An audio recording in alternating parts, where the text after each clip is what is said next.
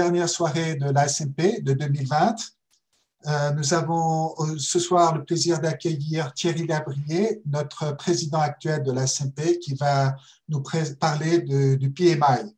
Donc, à la fin de cette soirée, vous saurez tout sur tout ce que vous avez toujours voulu savoir sur le PMI sans jamais oser le demander. En effet, Thierry, il a participé dans l'élaboration du dernier PMBOK et va nous parler des nouveautés qu'il y a eu, qu'il y aura dans la 6e édition de ce PMBOK. Il va nous parler notamment de la structure, des rôles du PM, du Project Manager, et même sur la structure qui rapporte les PDU. Alors, bonsoir à tous et bienvenue à cette soirée que je vais essayer de rendre la plus agréable possible, même si, ben voilà, on va parler de standards, on va parler de normes en management de projet et de certification, qui ne sont pas forcément les sujets les plus fun de la gestion de projet. Mais voilà. Donc, moi, le but de cette soirée, c'est vraiment de vous présenter ce qui va nous arriver dès janvier 2021 sur la certification PMP, qui est la certification phare de PMI et la plus affectée par ces nouveaux changements. Et puis, en amont de présenter vraiment les impacts sur la certification en elle-même, eh bien, je vais me permettre de partager avec vous un peu quel est le processus qui suggère ces modifications, tant au niveau des certifications, voyons maintenant au niveau qui a changé. Alors, je vous l'ai dit, on va regarder qu'est-ce qui a d'abord changé dans ce Role Delineation Study.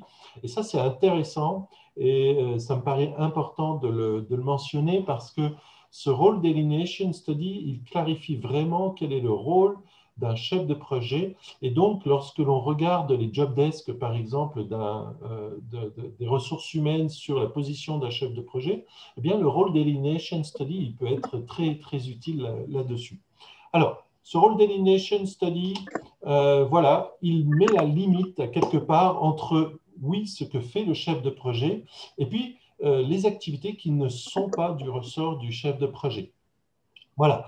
Alors, vous avez mes deux petits indicateurs qui me disent qu'est-ce qui est dedans, qu'est-ce qui est dehors. On a des choses qui étaient déjà auparavant dans ce Role Delineation Study, c'est-à-dire que l'on a des activités, obtenir l'approbation de la charte de projet, développer l'échéancier, gérer les connaissances du projet, qui sont des choses qui étaient déjà dans ce Role Delineation Study sur la version antérieure. Et là, on voit clairement la relation qu'il y a entre le PMBOK et le Role Delineation Study, parce que si on regarde gérer les connaissances, eh bien, c'est un processus du PMBOK. Développer l'échéancier, c'est un processus du PMBOK. Obtenir l'approbation de la charte de projet, ce n'est pas vraiment un processus, mais c'est établi dans les activités du chef de projet et c'est décrit en tant que tel dans le PMBOK. Donc, ce Role Delineation Study, il a un match très important par rapport au PMP. Et ben voilà, l'examen PMP va être modifié à partir de début janvier, du 2 janvier, avec un certain nombre de nouvelles activités, groupées non plus par groupe de processus, parce que ça n'a plus aucun sens, mais par domaine.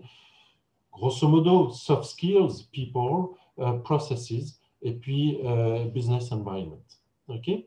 Et donc, on va reprendre à peu près la même liste d'activités, donc le même rôle de chef de projet, auquel on va ajouter ces 4 nouveaux éléments de conformité, de gestion du changement, de chaîne de valeur, d'approche agile, pour insérer des nouvelles activités. Et on va mieux détailler ces activités, parce que la même activité, selon que l'on a une approche agile, une approche hybride ou une approche waterfall, eh bien, peut être mise en œuvre de manière un peu différente. Voilà. Et je vous disais donc que l'examen PMP, dans sa structure, va changer, dans son point de vue, va changer. Vous l'avez peut-être déjà vu. Eh bien, ici, dans la structure, on va avoir ces 3 domaines, People, Process and Business Environment. Alors, l'aspect soft skills, regardez la montée en puissance. 42% des questions de l'examen auront trait à ces compétences. Alors, c'était déjà quelque chose, une tendance que l'on avait remarqué dans la version 6 du PMBOK. puisqu'il y avait tout un chapitre sur le rôle du chef de projet, sur les compétences de chef de projet, et ensuite, processus par processus, eh bien, PMI, le guide PMBOK faisait référence à certaines de ces compétences. Donc, on voyait que ces compétences, elles étaient disséminées dans tout le PMBOK et dans tous les processus du PMBOK. Eh bien là, ce sera encore plus fort, puisque 42% de ces questions vont avoir trait à ces soft skills. On reste quand même à hauteur de la moitié de l'examen sur des questions sur les processus de gestion de projet. Mais attention, sur des processus, non plus uniquement des méthodes waterfall, mais aussi des méthodes agiles et des méthodes hybrides. Ce qui veut dire que sur ces 50% de questions, environ 50% seront des questions qui auront trait à l'application de processus sur des projets ayant une approche waterfall, et 50% des questions seront sur des activités ou la mise en œuvre de méthodes agiles. Ce qui veut dire qu'un chef de projet qui ne lit que le PMBOK actuel et qui se concentre sur l'apprentissage par cœur des 49 processus du PMBOK 6e édition, des inputs, tools, techniques et outputs, eh bien, n'aura plus que 25% de son examen. Donc, c'est nettement insuffisant. Un chef de projet, à partir du 2 janvier, devra démontrer de sa bonne compréhension des processus waterfall et des processus agiles, mais aussi de la bonne maîtrise des soft skills. Okay. Et ça, c'est quand même une tendance assez lourde que l'on avait notée depuis des années. Mais là, maintenant, ben, voilà, c'est écrit 42% de l'examen. Alors que tant qu'on était dans les groupes de processus, ben, on ne savait pas trop dans un groupe de processus ou dans une activité, dans un processus, quelle était la part des compétences et quelle était la part de la connaissance des processus. L'autre chose importante, ben, c'est ce business environment. Alors là encore, hein, ça n'est pas quelque chose de complètement nouveau, puisque la connexion du projet dans son environnement business était quelque chose qui était déjà intégré. Mais là, maintenant, ça représente 8% des questions, et dans ces 8%, il y a aussi inclus cette préoccupation sur la conformité et sur la gestion du changement. Alors, vous voyez que la gestion du changement, alors que c'est en train de devenir une spécialité reconnue, hein, reste modestement testé lors de l'examen PMP. Ce n'est pas au chef de projet de gérer le changement. Si son projet représente un gros changement, alors un autre spécialiste, un change manager, va apparaître, mais le chef de projet devra avoir cette préoccupation, eh bien, de se synchroniser avec ce change manager ou de se préoccuper du recrutement d'un change manager. Et puis, on a un peu cette chaîne de valeur qui est en fait une préoccupation que l'on va voir, bien évidemment, dans Business Environment, mais aussi dans la gestion des parties prenantes, dans les questions motivationnelles, et puis dans les processus, parce qu'évidemment, le but de ces processus est de livrer le livrable attendu du projet. Voilà. Voilà dans les détails, même si on n'a pas parcouru de manière exhaustive tous les détails, voilà dans les détails les grandes activités. D'accord ? Et puis, le dernier domaine qui va être présenté dans cette nouvelle partie du PMBOK, c'est la gestion de l'incertitude. Et par gestion de l'incertitude, eh bien, évidemment, on entend beaucoup parler de gestion de risque. Okay. Même si c'est plus global, parce que je vous rappelle encore une chose, c'est que la gestion de l'incertitude peut être traitée en utilisant les processus actuels de gestion de risque dans une approche waterfall, mais la gestion de l'incertitude, mais on va la gérer différemment dans une approche agile, puisqu'elle fait partie de l'ADN même des approches agiles.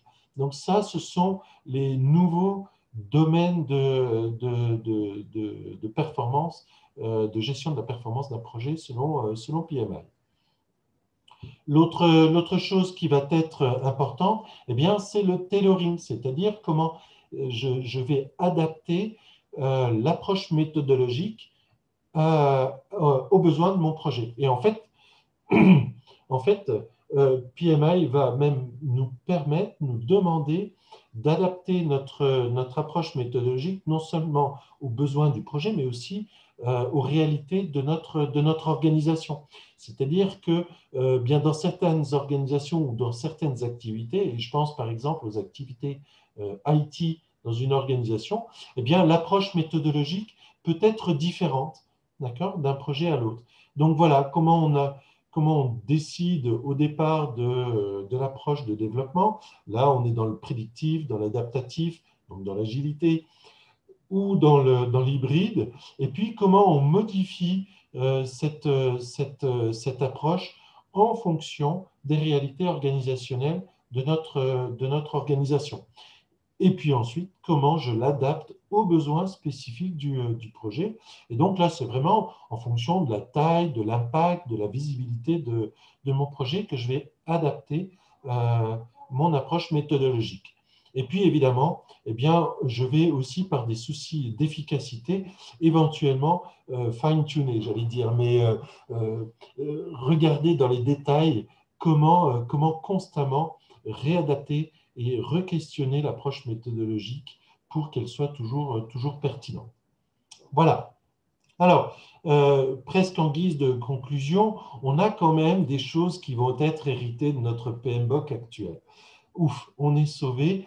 Un certain nombre d'éléments, d'outils, de techniques, les tools and techniques qui étaient utilisés, présentés dans le PMBOK 6e édition, vont se retrouver dans le 7e édition, mais comme des modèles ou des méthodes ou des artefacts de référence. Alors, par modèle, on entend par exemple le modèle de Shannon et Weber, de modèles de communication, les modèles motivationnels, les fameuses théories des X et des Y de McGregor, ou en tout cas, on le retrouvera dans ce domaine-là. Par méthode, on entend toutes ces méthodes d'analyse, l'analyse des causes fondamentales, par exemple, les méthodes de projection. On va vous retrouver l'analyse de la valeur acquise dans ces méthodes, ou les méthodes d'estimation à 3 points, etc., etc. Et on va retrouver aussi des artefacts, c'est-à-dire presque des templates, sur voilà, une structure de découpage des risques, structure de découpage des ressources, tous des éléments, des outils et des techniques que l'on connaissait du PMBOK, on va les retrouver dans ce modèle méthode et artefacts. Exactement, et c'est vraiment la grande préoccupation du moment, parce que toutes les compagnies de formation, de préparation, de certification, mais elles ont déjà commencé à former des gens qui vont se présenter à la certification en janvier. Donc oui, le RITA a passé à intégrer cette nouvelle donne, et c'est là où ça va être important de se rapprocher d'organismes qui sont les plus agiles, les plus adaptés au nouvel examen PMP. Pour reprendre la parole. Alors, oui, un petit mot en tant que président. Vous voyez, les choses bougent dans notre environnement. C'est plutôt une bonne nouvelle. On ne reste pas assis sur nos lauriers. Et comme vous le voyez, des gens comme Danny, Gil sont toujours au fait d'aller chercher les formateurs, les intervenants les plus pertinents pour accompagner ces différentes évolutions, parce que voilà, notre métier évolue et c'est tant mieux. Et puis, nous, à la SMP, on va faire au mieux de vous garder informés sur ces évolutions. C'est un peu notre credo, notre raison d'être. Alors, on l'assume pleinement. Voilà. Très bien. Merci beaucoup. Danny, portez-vous bien et à l'année prochaine. Et bonne fête à tous, alors. Au revoir. Merci beaucoup à tout le monde.